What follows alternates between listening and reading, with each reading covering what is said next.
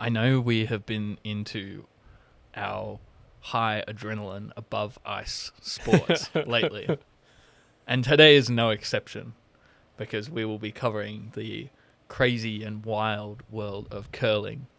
Very topical with the Canadian. Ben, you were just with some Canadians. I What was was. their take on the...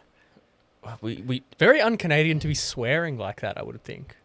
when it's against in curling, was it against Sweden? Yeah. Yeah, massive rivalry between Sweden and Canada in the curling. Like one of the greatest sporting rivalries Really? in One Canada. of the okay. For those two countries, it's like saying the Bledisloe for us. It's one of our greatest sporting rivalries So, but that okay. we lose all the time. Okay, you say that, and I'm already derailing us heavily. No, but literally the next thing in my notes is to talk about the curling scandal. It's Okay. the elephant in the room, so I Yeah. thought this would be the intro. So you say that, but let's look at something that happened literally this morning for when we're recording. Canada versus USA in the ice hockey. You're saying Canada versus Sweden in the curling is the Bledisloe. What is USA versus Canada in ice hockey then? Well, it would be the other way. Oh, well, in both Sweden whoops Canada's butt, at least in the men's curling, over the recent past. And then this is the first time the US has beaten Canada in a world final since this century. Wow. Like yeah, I saw it was they've- 46 years. They've never done it. It never happens. So that's the Bledisloe, like US being Australia in this one, beating the All Blacks. Yeah. But the curling controversy, my understanding is you're allowed to make contact before you cross the line, but you're only allowed to touch like the plastic part on top of the stone. And since he touched lower on the stone, it's not allowed. I will read a little bit about that. It's not at all what today's story is about, but well, yeah, the scandal. Everyone's talking about it right now. It's getting curling in the news, and I mean, block your ears. I'm about to say who won.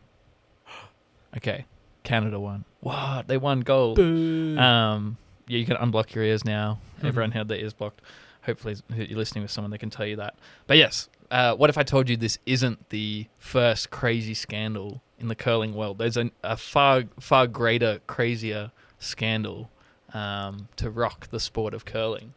Before we started this podcast, I wouldn't believe you, but now that we've uncovered so many crazy stories from so many random sports, I'm not as surprised. I'm going to be honest, we're in season 2, and I didn't think this would be as interesting as I have later discovered. And in fact, I added this other bit after I've done all this research, which I'm like, I'm genuinely shocked at how crazy curling really is, and I really need to learn more about this sport. So after this, I'm actually going to look into it more. I've clearly not looked deep enough into all of curling. The reason it's so crazy is basically because it's a sport that's being developed as we speak. Like, they are just refining the rules. They're making it. Like, I'll explain why. You'll understand in a bit. But it is very a sport in development. That's what it is. So Like currently, or at the time of this story? well, it's not that long ago. It's not that long ago. Not Wow. that long ago. The one thing I know about curling is all the stones are now made at the same place in the world for them all to be It's all from like, Scotland, isn't it? to all be identical. They all come from the same piece of granite to then go, oh, well, your stone is slightly denser, so it's now better or worse. It's funny, like, oh, curling. What's the first country you think of? Before knowing that, it wouldn't be Scotland. But now I'm like, oh yeah, Scotland. They do I all the guess stones. hurling. Like, is it? No, That's that's Ireland. Irish. Yeah. So Same kind like of I area, was though. gonna say, like, well, let's jump to our little theme song, but Bow, just to bow, finish bow. on the Canada thing, I did. So like double touching is the scandal, more or less. Like, I'll read this bit explaining it, but more or less, basically, there's a sensor in the handle, and you're meant to touch the handle. That's it. Like, but yeah. So in curling, players deliver a stone by pushing the handle. They're required to let go of the handle before the stone crosses near the hog line, which is the line people are talking about. Players must deliver a stone before it crosses near the hog line, and the stone must slide past the far hog line to remain in play. Players are allowed to touch the handle as many times as needed before it reaches the hog line, but may not touch it after the stone has crossed the hog line. An illegal second touch is called a double touch violation and results in the stone being removed from play for that end. And in elite competition, there are sensors in the handle which detect if you have double touched the handle past the hog line, but it doesn't have a sensor in the stone. And if you've seen the photos, I guess we can put them on. I didn't actually get this for this. Isn't it behind the hog line still though? That's what I was confused about too. I think it's just crossing over the hog line. Realistically, I don't know enough about it to comment exactly on if it is cheating or not. Lots of people consider it as cheating. But yeah, basically there's no censoring where that Canadian player is touching the stone, if he is allegedly touching it. The photo, who knows? Why else would you do that little finger? I mean, maybe if you show me every time that guy lets go of it, he does a little he doesn't do it every time, but he has been caught doing it before, previously. Yeah. I thought he was there's behind a few the violations line. of it. See, I don't know But it's still a double touch if that's it's not like... the handle. Because he didn't touch the handle, he touched 'Cause the I'm stone. looking I think at the it problem is you and- can't touch it. You're only allowed to touch the handle. Yeah. I think the problem is he touched the stone. Also, sorry, But I don't Well, actually know the that rules. is the case, I think, yeah. I don't Like get what advantage he gets from it. Because, like, does he immediately know, oh no, I didn't put enough juice on it, let me push it a little bit more? It 'Cause might he's even the one be for a controlling the power. tight bit of spin. So maybe like as he releases, he's turned it and then just wants to give it a little push just to settle it the other way. I don't know. But the other curling thing, did you see the guy do a 360 before he pushed the stone? What, like when you're at the bowling alley and you're Like- just taking the piss, like, oh, I'm going to do a 360 and then throw it. Yeah, but it was like pushed off the block, put his other leg down, did a 360 spin, and then pushed the stone, and everyone gave him a big clap. That's So, pretty cool. like Ben's saying here, this sport is still in development. The meta's changing. Like, crazy stuff happens. All of this, crazy so far. But the craziest story that we are yet to uncover here, which I'll talk about this at the beginning too, they at first didn't really talk about it like publicly for a couple of years. Like, everyone just got bitter at one another and it tore apart the curling community. Oh my God. This scandal is called Broomgate.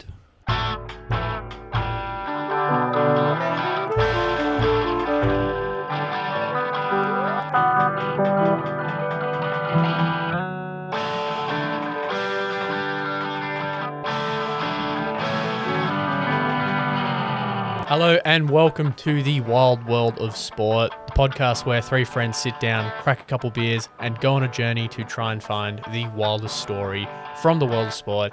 My name is James Wybrow. I'm James's brother Ben, no relation. I am Carlin Sheaves, your storyteller, your brusher for today. The brusher. Is Sweeper. there something in, I was trying to think, sheaves sounds like some sort of Sleeves. broom thing? Sleeves, yeah. He's got something up his sleeve. I'm trying to think of it. Mm. It's your job to come up with something at the end They there. have two broom sweepers. Which, how do you know if like is one the alpha and one's... That does come up a little bit, not really much. In fact, I will dive into some of the rules of this, but it doesn't need to fully be explained to understand it. It's sort of a distraction. Because like... That's your homework, No, listener. but like if... Like is there a curling captain? For like the person Yes, throwing the one rock, they person- give the instructions of like, I want this and that. But how do you know who's like, I'm the main sweeper? I'm thinking the Simpsons episode with So Marge and Homer there's a doing it. person. Marge is the sweeper. There's a person. I believe it's this person. I could be entirely wrong. Please look this up, listener. So there's one of the broom people stands like behind the target as like a bit for them to aim to. And yeah, they're quite important as well in sort of managing the other people. But then yeah, there's like you said, like the guy's like the skip, and he's the one that shouts at everyone and tells them, "Here, there, sweet harder." curl. There's I know they actually yell curl a lot. what you can do is look this up. Like, kids explain curling. Oh. There's a great video where kids explain it. We can put it on the socials probably as well. It's Yeah, really funny. tag us But on yeah, it's hilarious. The kids like, and then they throw the stone, and then they sweep really hard, and it's like, Mikey, sweep, and it's like, Anyway, the fantastic video.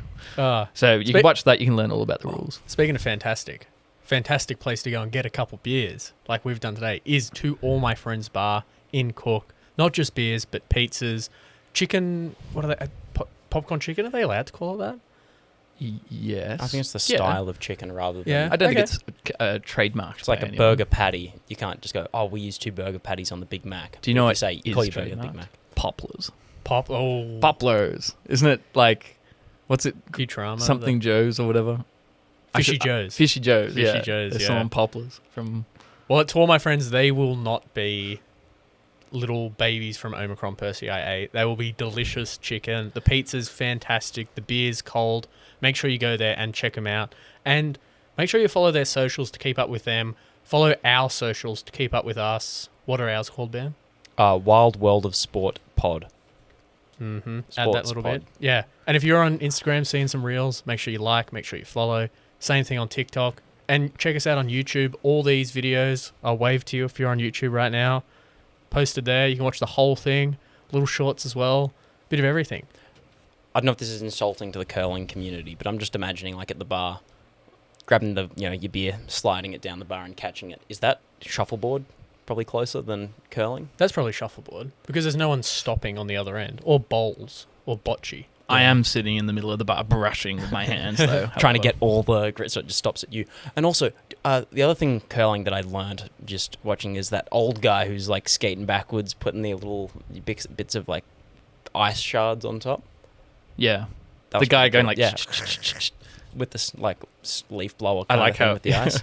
I've done a whole. We've got video listeners. You know what I'm talking about. Like the going like, but all the audio people. Sorry about that. Mm. Watch it on YouTube. Check Go it on find YouTube. it. And when you go find Listen it, to it, subscribe. then watch it, or do vice versa. Yeah, play it on Spotify on really low volume right next to you as you start it on YouTube, and then you can watch it, have the full experience, and then right after you can go comment on both of those medias. And of course, 5-star on Apple, Spotify, and all the other ones. I don't know how they work. But I got a message that someone was listening on Audible the other We're day. on Audible. Yeah, we're on Audible. I thought it was just audiobooks. You can listen to us on Audible. I don't know how Wow. you review it on there, but go and do it. Go and do it, please. Oh, because I know in Audible it's like you can rate the book and the what's the name? Author, narrator. The narrator. That's it. Narrator. That So then makes it's like, sense. oh, Was it Stephen Fry? No. No, but being That's like, a really good one. book like episode great, narrator terrible. Actually, like how do they break that That's down actually for a podcast? like that's pretty good because it's like the experience on like a restaurant or something. It's like, oh, how was the food? How was the service? Like that makes sense. And to that's have that. impressive that someone made it through the whole book when they didn't like the narrator's voice. Like, because most... Well, the book could be really good. Yeah, Sometimes but- you just got to put up with it. Well, but most books or most like bigger books will have someone else or someone else. There'll be a couple of different people reading it. So you go, oh, I don't like this one. I'll go find someone else doing it. Well, I know like Nigel Planer and Nathaniel Parker for like Terry Pratchett books definitely have a favourite, but I'm not going to say which one. One of them gets colon right and one of them doesn't, Yeah. is what we'll say. But let's get on to curling, Carlin. So, Stop distracting us. yeah, there's some of this backstory. I will skip through it. I got a lot of stuff written, but it's important, but it's not too important. We'll get there. So, curling originally is a bit of a social sport played in parts of Europe, mainly Scotland. It's talked about in Scotland a bit, but it's been played like in like other bits. It does here and seem there. very like community focused, and I think was that part of the reason that it was such international news that there were two teams fighting in curling, because it's like, what, you're fighting in curling? Well, like teams this'll- fight in hockey, and it's like, yeah, duh. This will come up, I guess, a bit. You could think of it as like how we were talking in like the Stephen Bradbury episode about how like he's gone up to Queensland and already like there's a small community in New South Wales of speed skaters, but when he went up to Queensland, it's even smaller, and so they had to grow the community sort of thing. So like I sort of alluded to, curling, while I'm talking about it right now, is quite an old sport. In fact, there's paintings from the 16th century, from around 1530 to 1569, not Older exactly than I sure, thought. portraying people playing it on a frozen pond. And the first written evidence of it is from 1540 by John McQuinn, which is just basically a dude writing down in a protocol book a challenge between John Sclater, a monk in Paisley Abbey, and Gavin Hamilton, a representative of the abbot. But basically, they had some sort of dispute, and so they were going to play curling and the report indicated Slater threw a stone along the ice 3 times. He basically had 3 practice throws, and then he was like, "Cool, I'm ready to go." What a way to like settle your beef, squash your beef. Let's curl. Yeah. Oh, I'm a pacifist. I don't do dueling.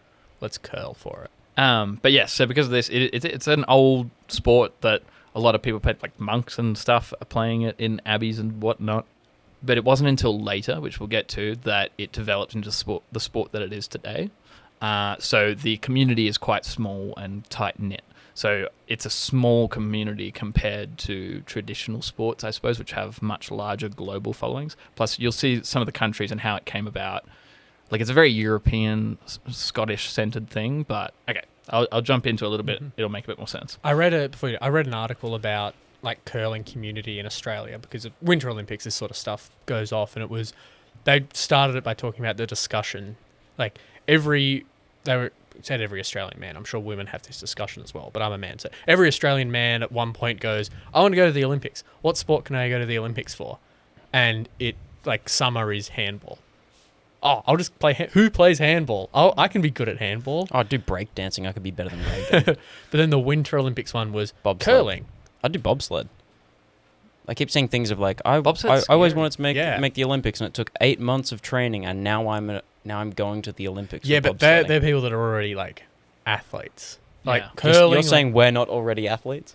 That's exactly what I'm saying. That's why we're talking about sport instead of playing it. But the winter version of this handball is curling. That anyone could throw that and do that. And so these guys started it, and then they were playing in Queensland, and they got decent there, and then they went to a national tournament and got absolutely wiped. And they went, I was gonna say, I guess we're not making the Olympics. But it was more. Then the moral of the story was they found this whole new community that they could be a part of, and it was a really nice, heartwarming thing.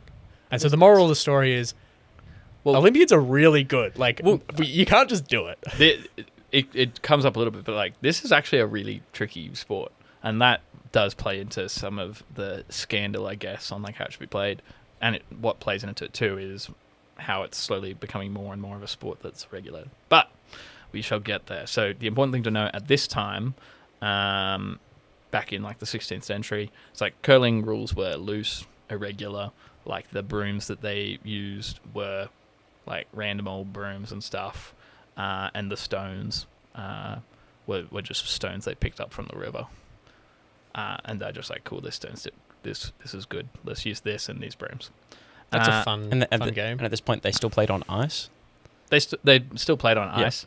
Like Imagine it's being frozen ponds and such. The guy that doesn't really get it, and you're like, oh, go fetch us a stone, and he walks over with it. Here it is, and just drops it on the ice, and then just breaks through it. To be fair, if the ice is like safe enough to be standing on and playing a game of curling on, it's probably not breakable like at all. Like it gets quite solid. Some of this ice It has to be like a certain thickness, or you're not allowed on it. I saw something. Yeah, People and it's like complaining so about, hard like, you the can drive saw on that it. video too. Like, Yeah, state government kicking everyone off the ice. They were just having fun. And oh no, we have don't want check you to it die. because it's not quite thick enough yet.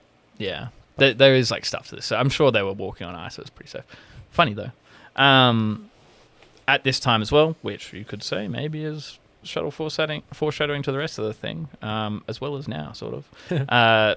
They felt that the sport was more about the sheer strength and ability of throwing the stone, and the brooms were just sort of like, oh, you can grab whatever brooms, because like, I don't know. Like, I guess like you can think about how irregular this is. Like some guys like doing it, and then his buddies are watching, and they're like, let's sweep it. Oh, we can stop it right here. Like they're just trying to help it. So I guess the goal as well of the brushes is effectively to brush really hard, cause friction, to melt the ice in a way to slow down and redirect the stone exactly where you want it to go. And we won't dive too much into the rules, but the important thing is that you want to get more stones in the center compared to your opponent. The reason they use broom is to slow down, isn't it? I thought it was to speed up the stone. Well, it is to slow down. They probably would brush less to speed it up, I guess. Really, I thought it was the other way, because like I always see like when the first one bumps, then they're like pushing as hard as they can to get the other stone like out of the target area. I'm not sure though. You're the expert here. I ain't that much of an expert. It's quite varied. They are doing all sorts of things, but yes, the general idea is to redirect and affect the momentum of the stone. Whether speed up, slow down, I don't know exactly the mechanics of it. It's changing. It changes in this episode. We shall carry on. So curling was played in other places in Europe, but the first rules were drawn up in Scotland. Makes sense with the stone. Yes. Do they? You said earlier that the stone is made only in Scotland. Is the sensor as well only made in Scotland, or is that an out? Can anyone make a sensor? I think you can take off the handles and things. I think the stone's its own. I think thing, and you can put in the handle and the stuff. I know for the rest of the equipment, at least, they make it all over the world. I didn't actually find anything about the stones. I imagine they probably do make the stones. It could just be for Olympic everywhere. Competition even. Or is it as crazy as they just have standards for the equipment? Yeah, which are increasingly changing. Like F1, like there's standards for the car, but if you can make yours better, then hey, go ahead, as long as you win the rules. Your broom, you can make your broom even better. That's basically we'll have we'll get there. So what's the you hire a change witch. shape material? Like when it gets warmer, it expands, or it gets colder, it contracts. But there's ones that Let's save all this talk about brooms and equipment and all of that. Wait. Sounds great. I set my broom on fire, so then it's hot enough. I'll blast through the history because it Mine sounds like we're a bit flies. over it. It doesn't really matter too much.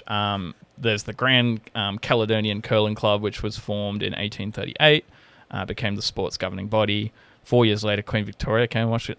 Let them add royal in front of it. That's the thing royals do. They just Ooh. show up and go, "This is pretty cool. You can add royal in front of it because we want to be. It's our thing now."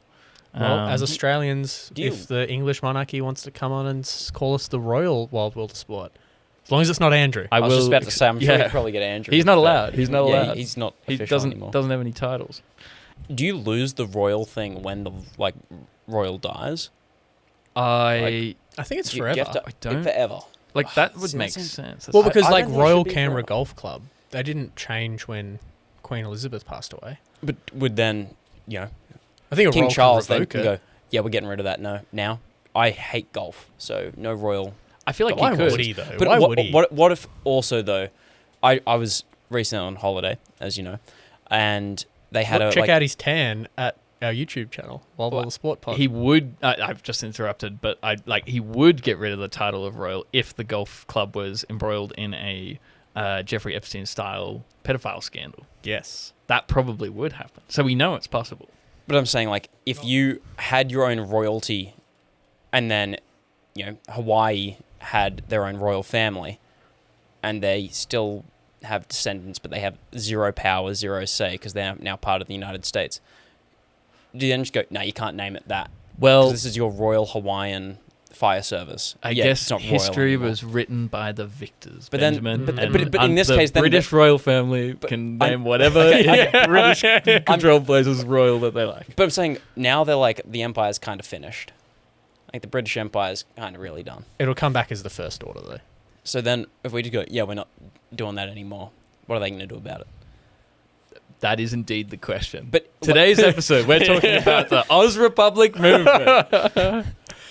Hey, any referendum? What do you call it? a referendum, yeah. Yeah, for a referendum, wants to be a republic.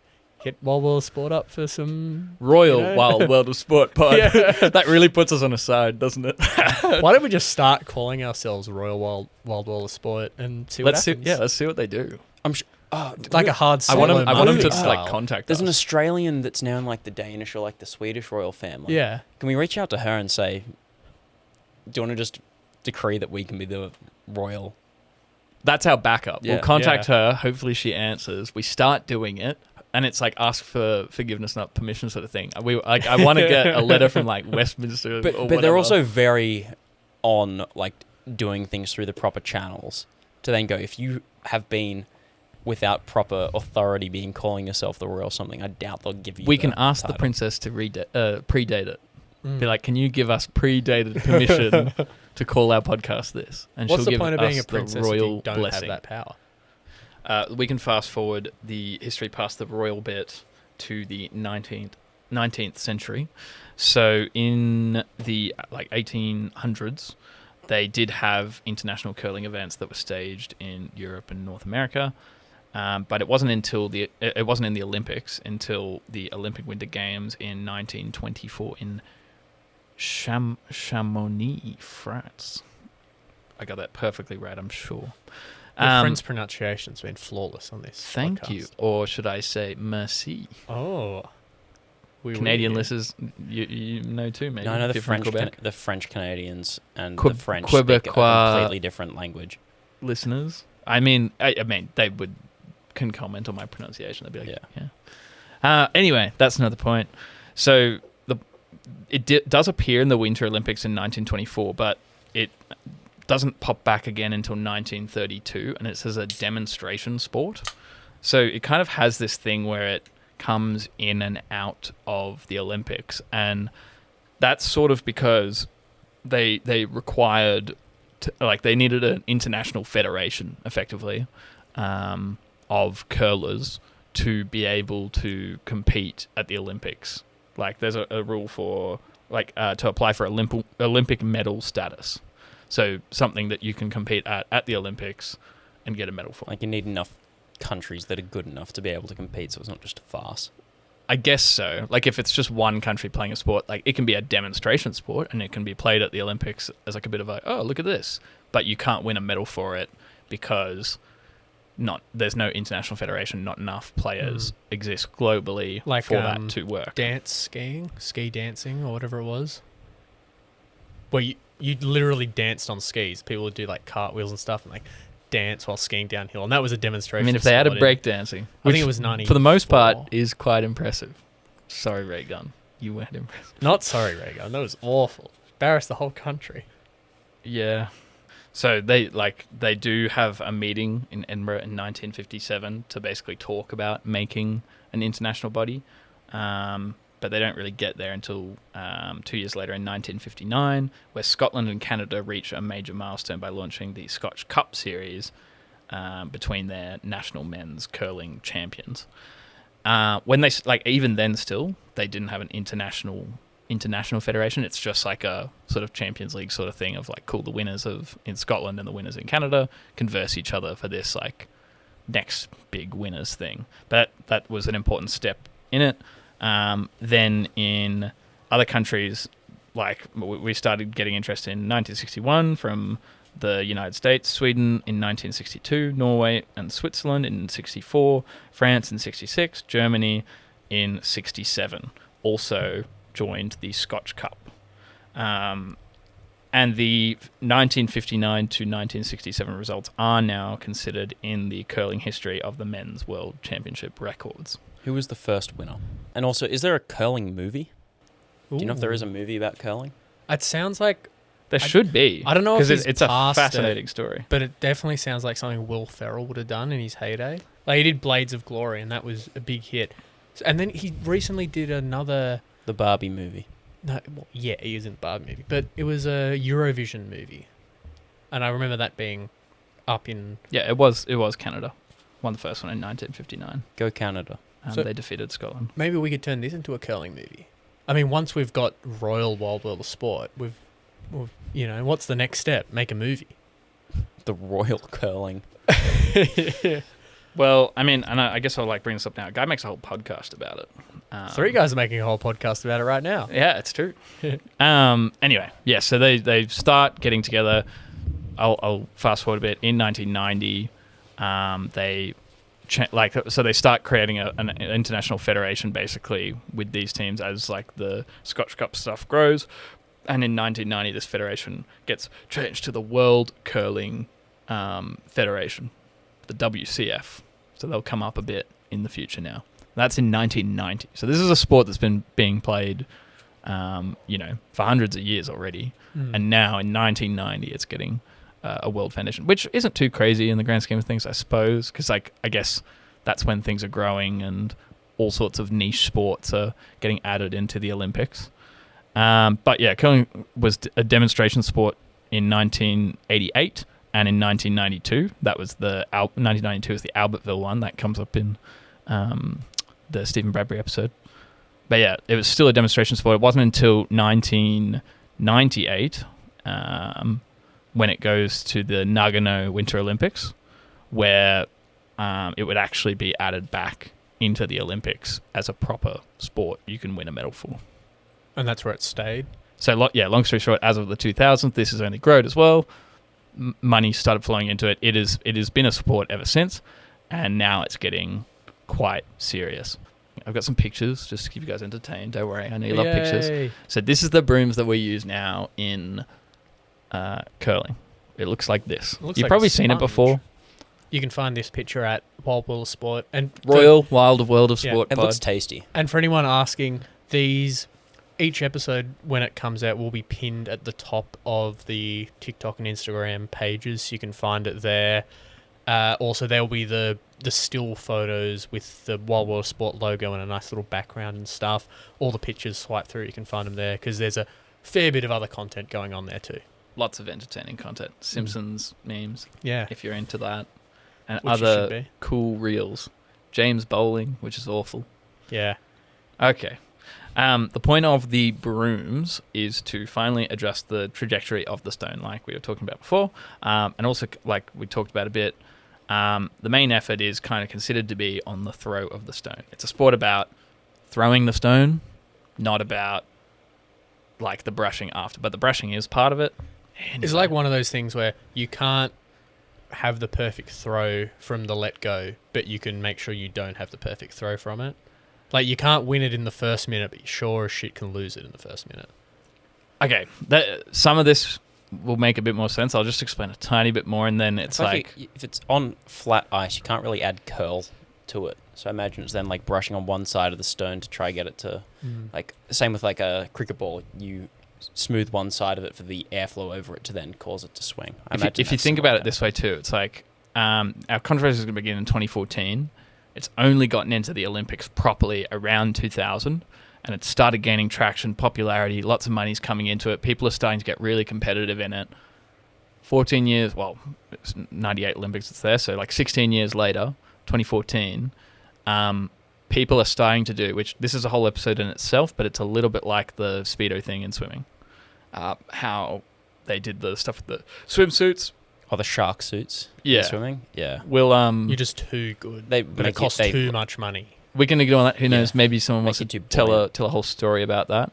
But yeah, so basically in 2014, lots of teams started experimenting with the fabric on the brooms to give themselves an advantage. So this is verbatim quoted from people. Some of them described it as like sandpaper, but at a microscopic level. These new brushes. The new brushes were criticized as being able to adjust the trajectory of the rock like a joystick, air quotes for you audio listeners around joystick.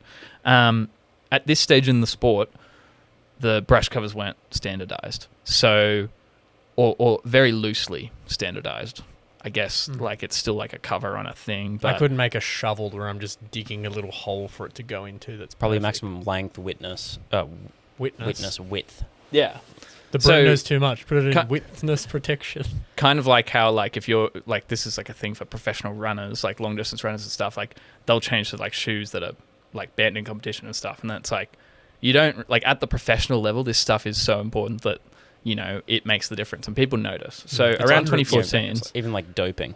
For doping to be effective, you need to be in the top 99 percentile of people for that to make the effort. An average person, blood doping to then do the Tour de France isn't going to win. They just feel refreshed and nice, maybe. Or feel really weird because you're blood doping and that's weird. Anyway. Other teams are looking on and they're kind of going like, what are they doing? Like, how are they, like, and what they're noticing is, I don't have the exact numbers on this, but something like 4 inches. It's like in the inches. It's like, but like these professional world-class like players are looking on and they're quoted as like saying, you know, I saw it like that like their sweeping moved it about like 5 inches or whatever. Anyway, whatever the numbers actually are. 5 inches is a lot. It's quite a lot, yeah. And it shouldn't affect it that much. Some even say too much. All of a sudden, the sweeping is having this huge effect, and like some teams, no, it's not the size of your stones; it's how well you brush them. I have this bit in like here too from the guy who has a podcast. So he's got 6 episodes of this podcast, by the way. Like, crazy. We've got what? Like it's a 6-part story on this. 6-part story about this. Each episode isn't that long. They kind of just talk a bit. Anyway, I didn't get most of it from the story too, but it was a good like listen. Well, what is it? Give him a plug. It's so it's called Broomgate, a curling scandal. It's on Spotify. You can go have a listen. And John Cullen, the host of it, is quoted as saying, despite it like being 8 years ago, so they made the podcast in 2023. So this is him just before 2023. This is him talking about it. Despite it being 8 years ago now, that's why it's in 2023. There were some people who still refuse to talk to us about it. Curling has always governed itself mainly with a moral code and less so with a rule book. And when that moral code got pushed to the brink, lots of people did not handle it well and don't want to reckon with that. Some of these feelings ran very deep at the time and still run very deep now. It's a wound that will never fully heal for some people. Yeah. So it feels weird that you can be a organized international sport and it's mostly based on vibes rather than rule books. Well, that is change. This is why I'm like, like this is the thing that blew my mind. I came into this kind of thinking curling had this like developed history, all these rules and stuff, but it's kind of just like a fun game people have been playing. And very recently, they've started taking it very seriously, governing all the rules making it like as proper as it is. So it's complicated. I have a few quotes that pepper in, basically talking about how people feel, cut and whatever. But it's like morality. Like everyone's going to be a bit different. Like you might go, oh, everyone's going to have the same ambitions and goals and virtues and things they fall short in. Morality will all be the same. We all want the same things for the world. Someone in a different country goes, I don't have the same morality about this. Fair play, as long as it's not against the rules. I think I'm morally in the right. Where someone else could go, well, you actually aren't in the right. You go, they're both their moral judgments. That's why you need the rule books and things. Yes, and this is where they will end up getting, but I will talk about a few more of the things that sort of get us there. So in 2014, we've already got random teams using different fabrics, and some teams are doing better, and they're going, what? 2015, world-famous curler Brad Gushu, he uses a new strat with the new brush. So all teams have 4 players, and the leader will shout at the rest of them to brush in a certain way to guide them. But in this strat, so there's multiple brushes, but in this strat, only one brusher would brush, and the other one just kind of stood there. Okay. So it's getting very obvious to the other teams watching this. They're like looking at this going, wait, it's just one guy brushing now. Like, is this a mistake, or like what's going on? But then they're like seeing how well they do, and they're going, okay. So everyone would switch to this new meta. Like this is happening. It's a copycat game. Yeah, this happens all in the space of like a month, basically, that people start adopting this new strategy. So Brad Gushu uses it, and then they're all like, okay, let's start using this. My strategy idea is just always throw the stone perfectly, so no one has to brush ever. Genius. That's what the curling greats would actually agree with you. I'm just thinking, if you've got 4 people on your team, all practice just throwing really well, don't focus on the brushing. But I guess because I don't know where to slide this in, and I kind of peppered it a few times, but it's that's kind of the thing that has surprised me too, is they don't even really know what curling is. They're deciding is it about the sweeping, is it about the throwing? This story sort of says that they're landing on it's about the throwing, but that's being questioned again and again. Well, even flicking it on at the Olympics or watching the World Championships of curling when it's been on, they always seem to throw the first stone outside the target past the hog line, just sitting in the middle blocking someone from getting a bullseye, so then you have to do curl it. And it's if you do this every single time, just put a barrier there. If this is every single time you're doing this exact same shot, the first one will do this exact same thing because it's just how you have to play now. Just seems I guess people keep changing the game, so I don't know. Well, I guess if the first person comes in and, you know what, we're not doing that strat, I'm just going to put the first one bang in the middle. The next person's not going to block it. They're going to just get rid of that first one. Yeah, and then the next person, I'll get rid of that one. I'll get rid of that one. And then you're just getting rid of each other's. Yeah, but then, I do like in curling, the team that goes seconds, they've got the hammer. Because they can break your stone. I won't dive in too much because the scoring works by having the most amount in the middle. What frozen? What are you talking about? I'm not going to dive in. It's I was played on frozen. Good one. It wasn't. But what I will talk about is we're going to talk about the brooms a bit. So back in the day, they used corn originally, and then hair. Wait, corn? Yes, corn. On brooms. Yeah. What? Corn on the cob, corn. I guess so you sweep it too hard, it starts popping. Oh, okay. This is from the John Cullen podcast. He talks about it. So yeah, I guess they were farmers and stuff doing stuff. Yeah, I guess the husky bit, whatever they used to make brooms of. I guess I don't know. They used that, but then they used hair, and then the core of it, the cob, the core. Maybe you get all the kernels off. I'm just imagining corn on the cob and you just sweeping it. Just because I put butter on theirs, that's why theirs goes further. So the one the one we switched today is you saw what it looks like, and this one that they introduced, which was the scandalous one, doesn't look too dissimilar. So it's kind of a foam thing in the brooms now, and then there's a material on top of it, a fabric material. The microscopic sandpaper. Well, this one, yes.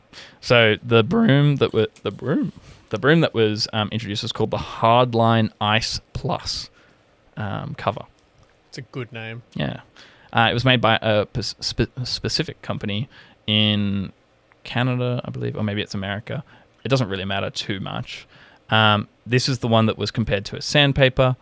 and the brooms were so coarse that they basically allowed the sweepers to carve the ice and physically steer the stones in a way that was just not possible before, and also slow the stones in a way that could very easily create friction to break it.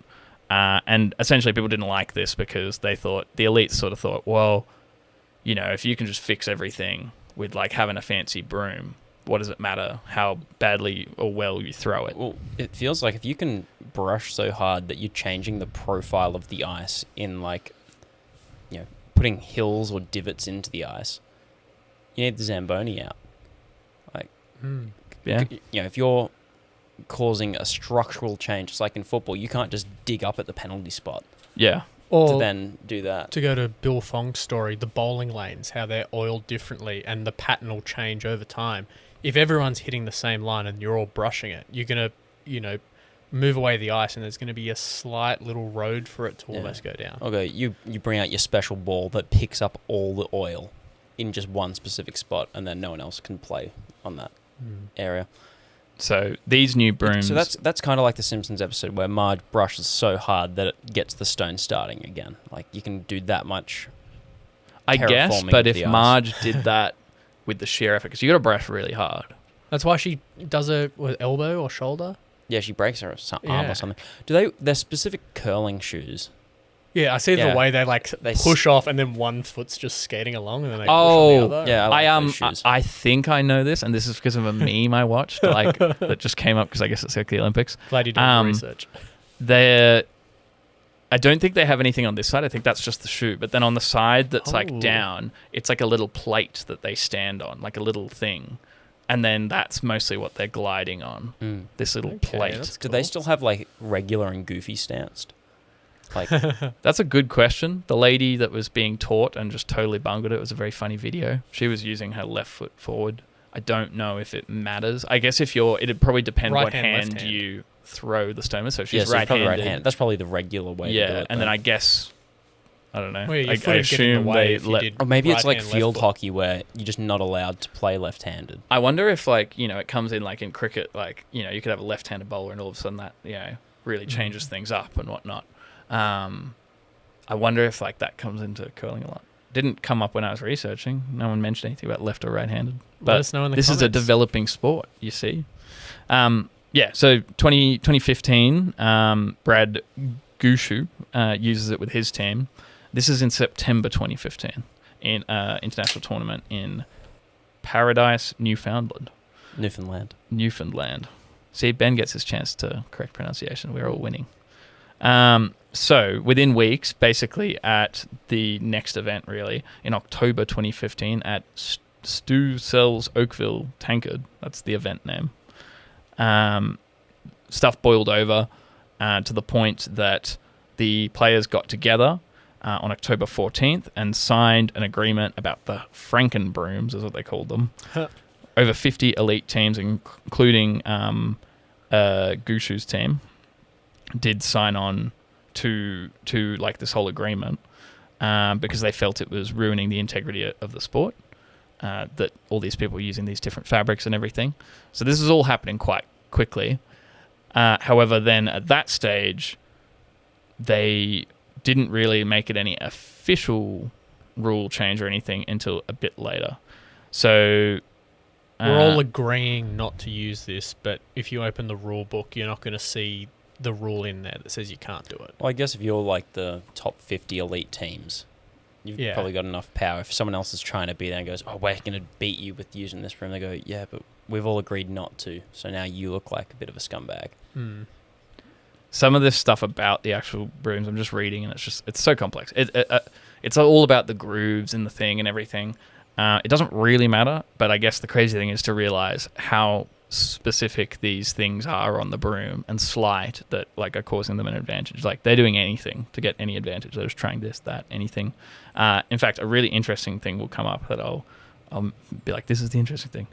But yeah, it wasn't until 2016 that the World Curling Federation got together with the National Research Council of Canada for a sweeping summit in Kemptville, What? Ontario. What? They used robotic throwers to ensure every stone was thrown at the exact same speed and rotation. They use forced sensing brooms to measure how much pressure elite sweepers were actually applying. They had Jedi brooms? Force sensitive brooms? Get out of here. The findings basically were that the testing with the high-tech brooms, like of how much they're sweeping and everything, they worked out how much it could curl and whatever, and what wouldn't give too much of an advantage was their goal. So this is where we get the standard that we have now, and this is where the interesting thing comes up. So the standard now is a mustard yellow, which is nylon Oxford 420D fabric. It's that specific yellow because during testing they discovered that even the dye used in the fabric could change how much friction was created. No way. The dye changes that much? I would have thought, why such an ugly colour like mustard yellow? I was thinking it's probably obvious, like the contrast with the white ice or the bluey. I mean, orange will contrast. I mean, it's white. Any colour will contrast with it. Yeah, but when you've got like the broom moving black handle, yellow's a bright colour. I don't know. It doesn't really matter because I guess to mention this as well, these like controversial hardline ice plus covers and stuff, they still use it in recreational curling. So if they can come in nylon 520D mustard colour too. They could. But yeah, a lot of people, I guess the justification is you're not as good at throwing the stone as a recreational curling player. Right. So as in recreational curling, they don't, obviously it's not restricted. Again, to go like bowling, the lanes aren't oiled and they're not the this and same. that. It's the easier oil. Yeah. So exactly like that. I It's guess. about having fun. You're not going to have fun if you're just like throwing the stone and it's not making it or it's going way off center. Yeah, that's a good analogy. The oil on the bowling alleys because it's pretty much the same thing. If you're not getting any of that, check out Bill Fong, our episode from season 1, and make sure you comment that it should have been higher. Okay, in the final re-rank, you put it lower than me. I got a lot of hate for that episode. So, after the 2016 sweeping summit, they basically made some new key regulations. Basically, that the elite broom heads must be standardized yellow fabric, the mustard yellow one. Each broom must have a specific code printed on it that the officials can verify on the ice. What, like a gun registry sort of thing? That's Can mentioned. you file it off your broom? It's like, oh my god, No, this is because an they underground have to broom. see it. They have to see it because the rules were clarified as well. Like, so you can't do like directional sweeping. Some of this stuff, like, it doesn't make sense to me. And I'm like, what do you mean directional sweeping? Anyway, that bit doesn't fully make sense to me, but it's like how they sweep is regulated. It matters. And then there's no broom swapping. So some of them do have different brooms. And I don't know why this is the case. I didn't find this out. But the person who's being that target broom person could just have, because I guess that they're not doing any real sweeping. So they might have the bigger brooms, ice plus cover or whatever, target. or something like that. They've got a different cover, different shaped broom and everything. So you can't just swap out with that person or anything. They know who's got what broom because they identify them all and go, no broom swapping. Do they have regulations or restrictions on like the maximum height, weight, material the handle's all made of? I feel like they probably did already have something like that because the brooms were sort of close to being standardized, I guess. But then people started playing with the fabrics and this and that. But I mean, it's not a sport. Well, I mean, I don't know, but it's not a sport where, as a sweeper, if you're 6'5", you're going to be advantaged or disadvantaged to someone that's 4'7", and you're going to need a different size broom for that. Yeah, well, it'd just be for like the longer lever, the focal point for the fulcrum, for then how much force you can generate would be different depending on the broom size. Like in the NHL, it was at one point like a 58-inch stick was the maximum size you could go. So if you're 6'5" and 5'4", you could both have a 58-inch stick. That'd be funny seeing a 4-foot person play ice hockey. Boom, slam. I guess it just to bring that bit up again. So the broom swapping thing. Like people complained that it allowed teams to have like a secret weapon basically because they were like secretly having that. So that's another rule they had to change, because they can't swap it out. Crucial moment. Now I'm using the special broom. This in itself is sort of the whole scandal, but there's a bit I guess, after and sort of analyzing the scandal that I want to talk about.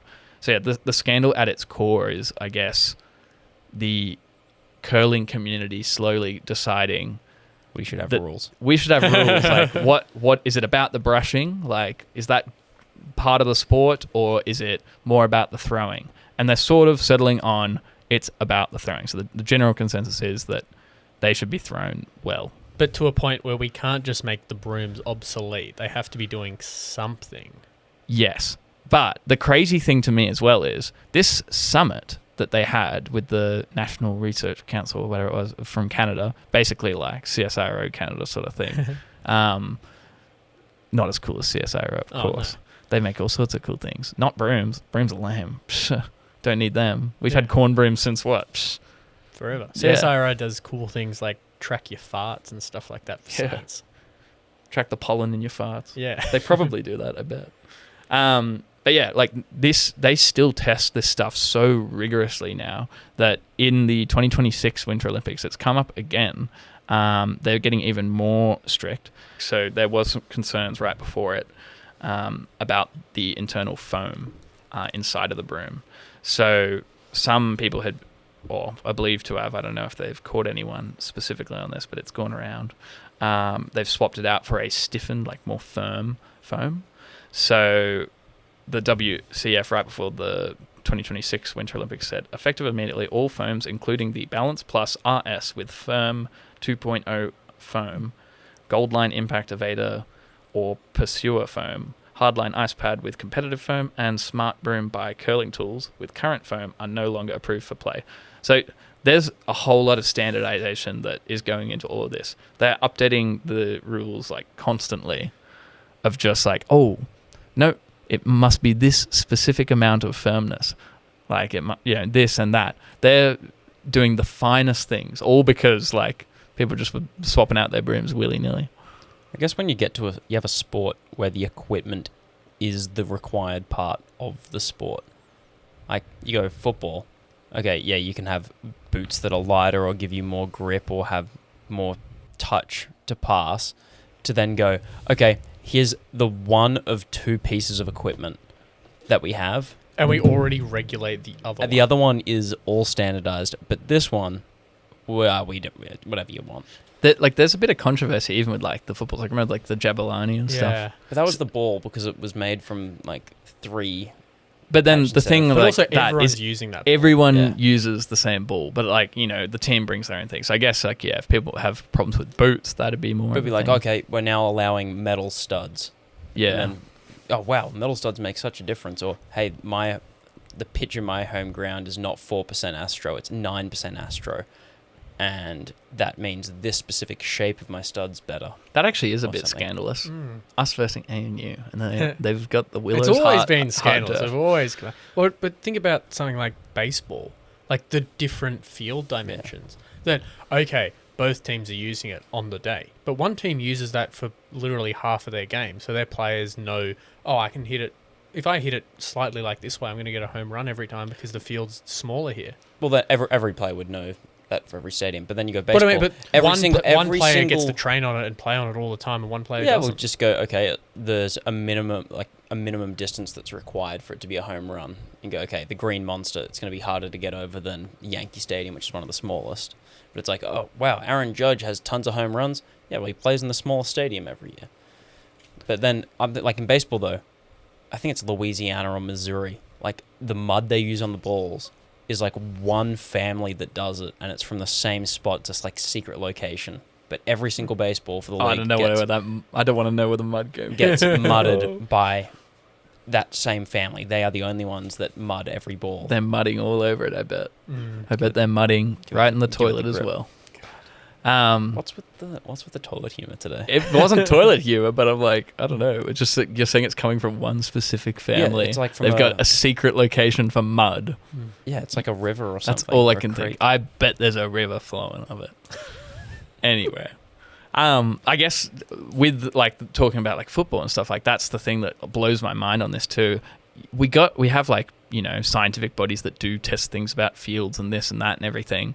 But at the end of the day, we're sort of allowed to play on synthetic, allowed to play on this or that. The the regulations sort of exist, but aren't so serious and enforced. Like, they've got a full scientific body for this, testing the firmness of the foam in like the broom, like it's the exact like bits on the fabric. But if the idea is, okay, there are two things you can do: throw the stone or brush the ice. There's no other impact in the. And I guess like what they're settling on, they're trying to nerf this hard because they want it to be the impact is on the throwing mainly. Like, let's do archery. Everyone has to have the exact same bow, but you can use whatever arrow you want. So I'm going to put extra stabilization, or I'm going to change the aerodynamic profile of my arrow so it's more accurate. I'm going to put a magnet in it. Yeah, it's going to be the issue. So it's like, it makes sense. You can compare it in a way to like the whole VAR controversy. That's changing the way we play football because like VAR looks at things so precisely that, you know, where like they either need to add in a margin of error or people just need to accept that. Just have like an umpire's call. Yeah, people just like, it muddles it up. This new technology changes it. So, yeah, I don't know how it compares against other sports. Perhaps we should find out. Yeah, let's compare it against the other wild stories that we have on our Wild and Mild ranking board when we come back from a short little break.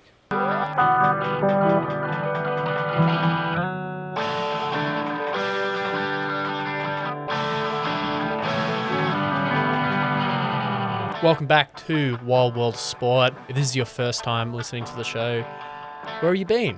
What are you doing? What a weird time to jump on the bandwagon. Well, welcome to the first episode of Royal Wild World Sport. Make sure you go back, check out all the episodes, and if you have been here, make sure you drop 5 stars, subscribe, follow. If you're perhaps a princess in Denmark, can you predate that royal title to the previous any episodes? royalty? Like, even if it's out of the Commonwealth, I'm sure we can still claim it. Yeah. If you got any of those Nigerian princes in my emails, if any of you watch this, let me know. You should respond to one of them. They might get back to you. That'd be good. It won't be free though. But make sure you follow. No, well, subscribe. it doesn't matter if it's free or not because Ben's just won like $7 million. Yeah, I only have to pay $10,000 for the processing of my $7 million inheritance. Yeah, easy. That done. makes sense. Yeah, follow 5 stars, Apple, Spotify, everywhere. And if you're someone that's listening and you've done all that already, awesome. Thank you. Make sure you go then to all my friends. Do we say go to all my friends? Because I feel like we've been saying go to all my friends. All my friends. I guess that's a tricky one. Go to all my friends, but with like a bit of a pause. To all my friends. Go to TAMP. Yeah. TAMP is a lot easier. I can see why the staff call it that. Hey, TAMP. if you've been here long enough and the last thing you have to check off for this podcast's to-do list is to go to all my friends, you can call it TAMP. But yes, this is the part of the show where we rank the story we've just heard on our Wild and Mild board. If you've been watching our videos on YouTube, you would have seen the board here. And audience, I'm gesturing behind Ben and I. But very observant of you, viewer. It now has a new home behind, well, this week it's Carlin. In other weeks it'll be me or Ben on our wall there where we had some other jerseys that are still up around the room. So we'll be looking at that as we try and rank it. We've named it. What have we named it, Ben? We've named it Curling Has Rules, which is a great point to start because, yes, I suppose that is this scandal. It's a little bit silly, I suppose. Do you want to, Ben, you can talk first. This is going to sound really harsh, but for me, the episode... Don't bring up Bill Fong. I wasn't going to... I'm not ready for that. The commenters aren't ready for that. Like, the story is just... Curling has been around for... at this point 400 years and still doesn't have any official rules, and then people start taking it seriously enough that they put in the time, effort and resources to get the best equipment possible to be the best, and then other curlers go, hang on a second, whoa, we need to have rules, we need to standardize this. As I said in the episode, it's like having archery where the arrows are all identical but you can bring any bow you want. Kind of seems like that. So it's pretty mild. Yeah. Admittedly, yes. Maybe I didn't do a great job telling the story as no, well. I think you did a good job. It's just, Yeah. I thought this has been, not listening to it back, but living it, this has been one of our better, funnier episodes, and I've thoroughly enjoyed it. But yes. It's not about I feel like I've fun, learned it's something. About yeah, I've learned a lot. I do feel like if we're like ranking on the wild and mild and all that sort of thing, the way we started talking about this Winter Olympics and Canada and Sweden fighting and curling, that was the wildest part of what we talked about, and that wasn't the story. Yeah. Admittedly, and I kind of wanted to look at that, but it's such a fresh thing that, and it's like, the rules are changing. This is the precursor of, I guess, why that's so scandalous as well, is because, they're taking, now, the increased focus and everything, it's becoming this way. So this is, the origin story of that scandal, in a sense. Mm. Yeah. I still think that it's not, bang on the line of mild. It's not the bottom. Bottom. Yeah, well, I don't think we're gonna have anything that's not even mild. What's it? Water or something. There's no spice to it whatsoever. You're gonna have a bit of wildness in anything, but admittedly, what we're reviewing on the board, I gotta flip my head around. Well, I was thinking maybe we break the rule we haven't done yet, where something can be above or below the wild and mild lines. You think it's below the mild line? I think it's below the mild line. That's intense. I like that. It's intense. changed the game, the whole scale and everything. How many times? I reckon that. I reckon You can slightly see it. up, but before you put it on, let me rebuttal Ben's argument. Steel man this episode. Steel man. It's like when you make the strongest possible argument. Okay. You'll hear in the blooper, listener, a little law reference. I'll be the lawyer I pick. Well, I'll be a lot better than the lawyer I pick for our blooper. But I didn't ever know that there was laws or rules to the brooms that were used in curling. And I never would have thought that it'd be a big deal. I thought they would have come and gone, okay, these are the brooms we use. This is what everyone's going to use. Okay. And then it updates, and then it updates, and then it updates. But it's a bit more than that. The whole thing had to be banned, and now they have specific codes on them and this sort of thing. I just assumed they would have been standardized. Exactly. I think that's the not the 90s. case. And this is what it's like. I don't know if that makes it wild. I didn't know enough about curling. When I came into the story, I had low expectations. Sorry, curling. But I just wasn't that interested. But then the more I learned, the more I was like, this is actually really wild, is what I thought. I thought interesting, but had to shoehorn that in there. Mm-hmm. On brand, so I think even now I don't know enough about curling because I can barely even understand the rules. I'm doing this. This is a bad storyteller here. I've done a disservice to this. There's a 6-part podcast where people talk about this. Go listen to that one. We'll revisit this. We'll all listen to that, and then when we do our re-rankings for this season, we can have a look at it. I just think we're a little bit biased, even myself included, because I started this story thinking I don't know enough about this, and admittedly I didn't tell enough about the scandal itself because I just didn't get it. So Brad Gushu, in this tournament in September, I don't he's doing really well, but I think.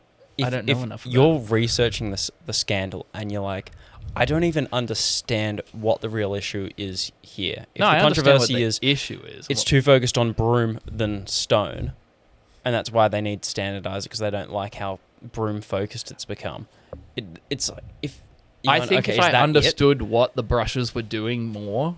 If I fully understand the mechanics of the sport and the thrill of throwing a stone myself, I've never done it. See, I thought then the broom was I'll to make it start go to get faster, to make the path smoother so the stone went further. But you said it's meant to slow them down. And then I said, well, no, we're both right. But even if it's for both, because I can imagine if you brush on one side of it, it then unbalances it, and that could make it slower, I guess. But I know also it's. A part of it's how hard you hit things and redirecting them and that. But I don't know a lot about curling. All I know is you throw the rock or stone and then it's and balls. we'd be here for days discussing it. But I do think my whole point, long story short, here is I just think it doesn't belong below mild. No, but I don't think it's actually below. I can't imagine an interesting story. I can't imagine anything. Well, this has happened. Interesting isn't wild. Yeah, it's closer to mild. You're right, but it's not below mild. I think this has been a recreational sport that's existed for hundreds of years, and it wasn't until 2016 that they've got a scientific body that is now rigorously testing even the foams inside the brooms to maintain their rapidly developing moral code around this 100-year-old sport. And is it not wild that mustard yellow is the least effective dye color? No, it's not about least effective. They just found that other dyes had a different level. Other dyes were slightly more effective. The best effect that they wanted. Yeah. It was the right amount of effectiveness. Mustard yellow. To be royal on it, Ben, you are not amused. Well, what I'd say is like we talked about F1 before as well. It's like the FIA changed the rules and now it's wild. Okay, well, It's like, well, you know what? the governing body enforced or made standards for the sport. It's not even mild. I'll say Just this. how things work. James and I were sort of thinking a little bit above the bottom. Yeah. I am totally happy as a compromise to below mild to put it at the very bottom of the scale. Yeah, the bottom of the scale. On the line. It's like touching the line of mild. I'll sit it right there. Okay. And then you know what? Viewers, you get out there. All those Bill Fong fans, I bet you'll be riled up about this one too. When we do our re-ranking, you scream and you shout. And Yeah. you give curling Commenters, curl it deserves. Steel man this episode for me. Yeah. Well, there you have it. Curling has rules, question mark. Yes, it does. Sure Is does. So As far, of our this story. mildest story of season 2. Mildest story ever. I don't think we got this low in season 1. No, I don't think so. Not even Fnatic Boost. This is worse than Fnatic Boost. It's not about good or bad, best and worst. I'd say it's about wild or I think it mild. is more mild than Fnatic Boost. Yeah. But then Counter-Strike had established rules since Yeah. like 2000. And then they broke the established rules.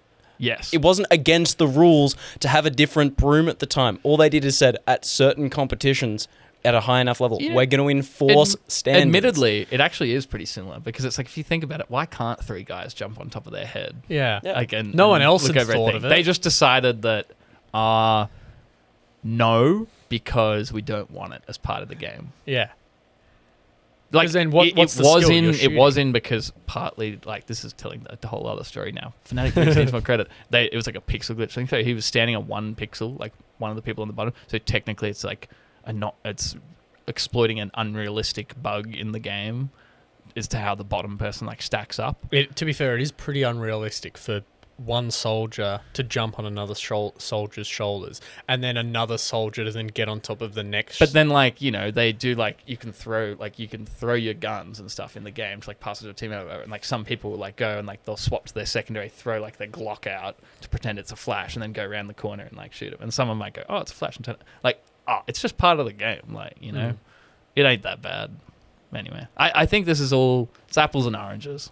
But it's a healthy debate, and that is I- why I- we're here. yeah, I do think it probably belongs down there. It's particularly mild. There's no zest in this story, but I thought it was quite interesting. It was more than I knew about curling.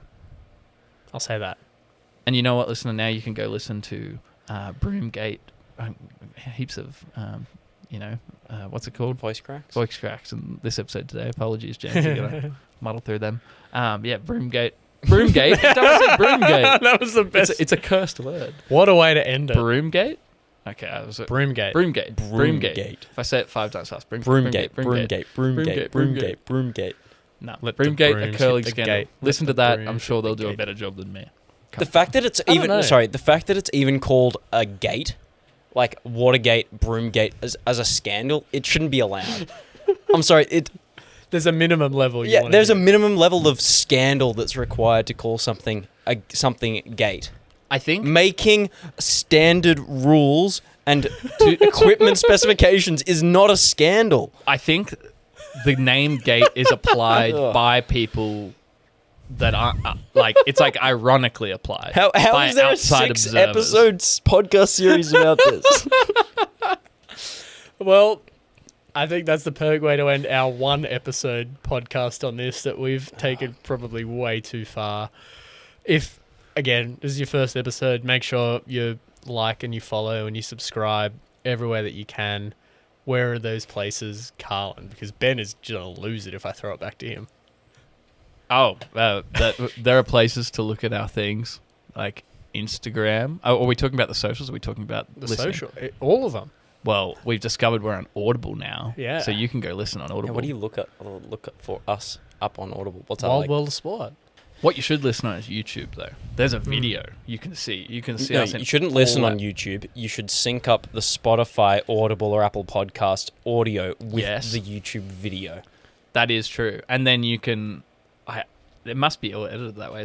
That's how it works. I guess like link like the YouTube one isn't different to the Spotify one. It's No, not it's cut it's the differently. same. You just get visuals with what you're hearing. So you can listen. You can have Audible in your right ear.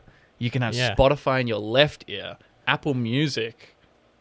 Put your Yeah. surround Somewhere. sound, It's like somewhere. portable speaker or something. It's vibrating. If you press play at the through same sound. time on all of them, you'll get the exact Um, same experience. YouTube in front of you, have it on mute. Too much stimulation, too much noise, but you can have that visual spectacle. Yeah, no, fantastic. Wild World of Sports pod. I think that Yeah. didn't get said yet. That's, look us up on that. Yes. And the best place to watch it is at To All My Friends. Go to Tampa. that is true. In Yeah. fact, they'll ask them. They'll put it on the screen for you. Royal To All My Friends. if you go there and ask them to put it on the screen, I'm pretty sure they give you a free beer.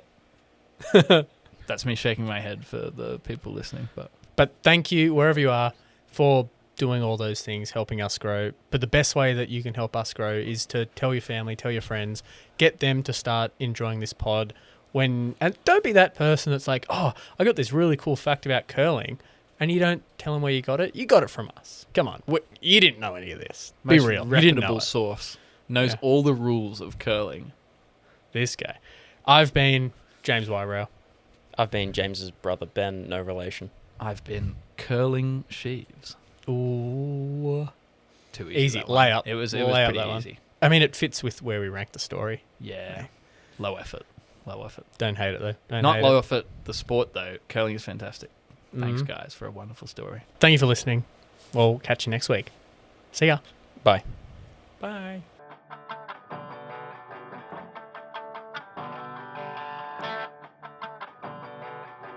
Well, I was just thinking, would you rather have Beaker or the Swedish chef as your like defense attorney if you were named in the Epstein files? What? Um, You came up with that. Yeah, I was just thinking about that. That's wild. Oh, that's tough. I think Beaker maybe, because like Swedish Chef might like throw the papers everywhere and stuff and like just make a big mess of it. Oh. But Beaker wouldn't make a much. But I feel like Beaker, like Does it have to be the Epstein file? Just any legal. no, but I was thinking problem? like the Epstein files would be funnier because like there's a lot, well, nothing in it. Like it's not funny, but having a Muppet as your lawyer in like a deposition about that, and then it's like the accusations and Beaker goes like, and This is runs a around cartoon and- someone's drawing. I'd his feel hair better about catches it if fire it or was something. like, you know, a parking citation you're fighting. Oh, okay, you're on judge duty, but you're allowed to bring a lawyer with you. Or you're in the military, and your military lawyer, oh yeah, and you're going to be discharged committed war dishonorably. crimes. Yeah. Not war stuff. Allegedly. Oh, I think I could just imagine like Beaker, like the courtroom doors swinging open and the camera pans and you don't see anything and you just like hear like footsteps coming, and then the little like saloon doors that come into the courtroom, because his Beaker's so short that he pushes them open. It's like beep, beep, beep, beep, beep, beep. And it's like, whoa, all right, this is you. What? Who's Yeah, this this? gave me his business. And he's wearing a little suit and everything. You're so anxious, though. All right, let's rank. Let's rank.